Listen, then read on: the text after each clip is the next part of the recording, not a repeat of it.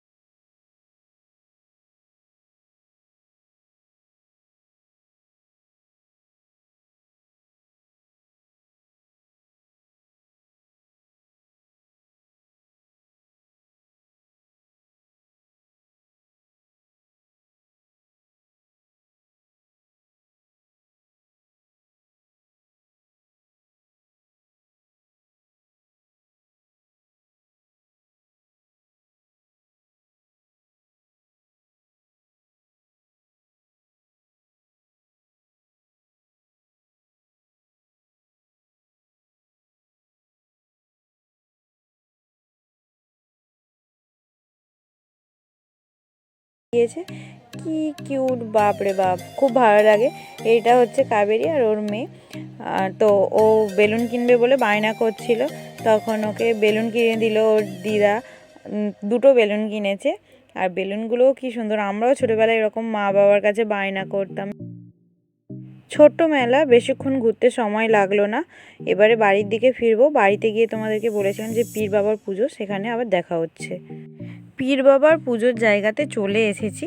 আর এই গাছতলাতেই একটা পীর ঠাকুরের স্তম্ভ মতো করা আছে, ওখানেই পুজোটা হবে, তোমাদেরকে দেখাচ্ছি পরে। আর এই যে গাছটা তোমরা দেখতে পাচ্ছ, এই গাছটা বহু যুগ পুরনো। ছোটোবেলায় ওই গাছটাকে ভয় পেতাম। আর এই এই হচ্ছে রিচুয়ালস।